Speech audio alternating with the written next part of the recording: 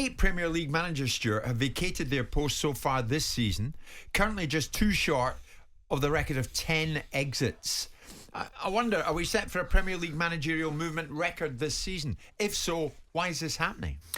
I think a few things have thrown into the mix here. A World Cup in midwinter. I think, a lot of chairmen potentially and owners have got to that period of time and then had a break and time to sit back and say, let's have a look at the early season. I think the emergence and how well they've done of Brighton, Brentford and Fulham are all in the top echelons of the table, which has put a lot of pressure on teams that have got expectations of finishing higher. I would say probably Everton in that, West Ham in that, Wolverhampton and Leicester all in that mode. And it's put pressure on Chelsea and Liverpool as well, because all those 3 teams I've mentioned earlier are above Chelsea and Liverpool at this stage of the season. It's a lot of managers on the move, Simon, isn't it? I didn't realise it was as many as 8, but it is. So we're 2 short of the record of 10. Do you think the World Cup's got a bit to do with it? I don't actually. I think the bulk of those departures were prior to the World Cup. And there isn't many of them that you could sit there and say, well, that was a bit harsh. By any standards, in any time. Thomas Tuchel, people might want to look behind the scenes at people's relationships and people's behaviour outside of football and wonder why that relationship broke down. The other decisions, Graham Potter doesn't come into the equation because he was recruited and headhunted. So he comes out of the equation as far as managerial departures are concerned. So you look at it and say, how do you argue against Scott Parker? He signed his own death warrant by not being respectful of the people that he works for. Bruno Lage, well, there's a mixed bag on that one because at one point he was doing really, really well and all of a sudden he lost his way. Gerrard, inevitable. Hasenhüttl, inevitable. Lampard, inevitable. Jesse March, inevitable. So with all of their teams were in freefall, in decline and in grave danger of failing on a spectacular level. I don't mean to sound unkind to Patrick, but is Patrick Vieira sooner or later going to be inevitable?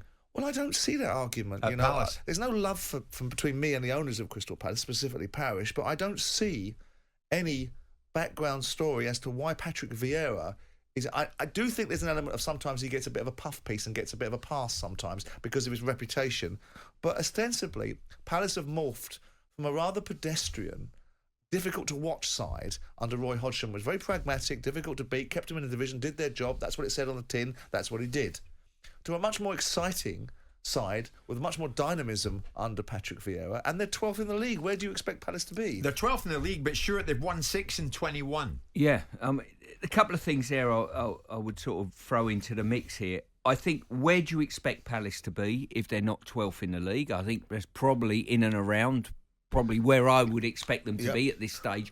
And the one thing following on, I look at Palace and their roster of players and I think there's some really exciting players in the lineup, that can go past people and whatever. But that doesn't bear out on their goals for tally because they've only scored 19 goals in 21 games.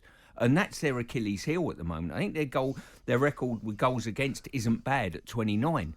But the fact they've only scored 19 goals in 21 fixtures, it almost bucks the trend a little bit. It's almost like West Ham, really. They're very...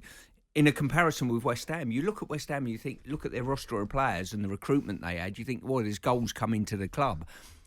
Same with Palace, but the goals are not being realised at the front end of the team. I mean, the only difference is that West Ham spent £160 million on players and Palace have not. So you'd expect a little bit more from West Ham given the investment that's gone into it. Yeah. Of course, we're beginning to see the end of Wilfred Zaha at Palace, I suspect. And the impact of Wilfred is beginning to slightly be phased out through injury. And obviously the stepping up of the players, whether you've got, Eze, who's a very good player, David Elise, who's a very good player. The boy that signed from Celtic has flattered to deceive a little bit. When I went up and watched Celtic and I said, God, blimey, are you trying to sell him? The next day, Palace bought him. Yeah. And he's gone in there, scored goals on his debut and not done that much since then. But, Conor Gallagher was a very impressive part of a team last year that gave them something very different, that stretched the game, made them go in behind and made them bigger and better. Yeah, but is there an argument they're about to play the team this weekend that really depicts where they themselves should be, and that team is Brighton? Well, I mean, of course, because of the natural rivalry between these two Right. sides. Well, not natural rivalry, the rivalry that exists, yeah. right? Yeah. And of course, But should Palace not be doing what Brighton have been doing? don't forget, everything is a moment in time. Brighton are doing remarkably well, and there will be plenty of times, especially when Palace have clipped Brighton to get promoted to the Premier League, that Brighton would have looked at Palace and gone, hang on a second, why can't we be you? But Palace have had ample opportunity to do what Tony's doing. They've had huge American investment. Parish has made more money out of Crystal Palace. He's never made out of anything in his life. So he should be looking at the ambition inside Crystal Palace. Does that annoy you? No, that's just timing. That's life. Some people get luck, other people don't. You know, you pay your money, you take your choice.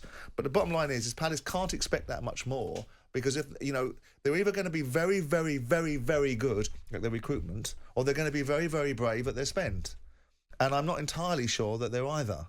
So they sit where they sit. But I do think this underlying commentary that's building up around Patrick Vieira. Yeah. I'm not sure that's entirely fair. Okay. I think he's done a decent job. Okay. Yeah. I think it's a matter of time, though, before we get to the record of 10 and then go beyond it. So 8 Premier League managers vacated their posts so far this season. How soon will it be when we get to the record 10? Jim White and Simon Jordan. Monday to Friday mornings from 10 on AM, on DAB, via the talkSPORT app and on your smart speaker. talkSPORT.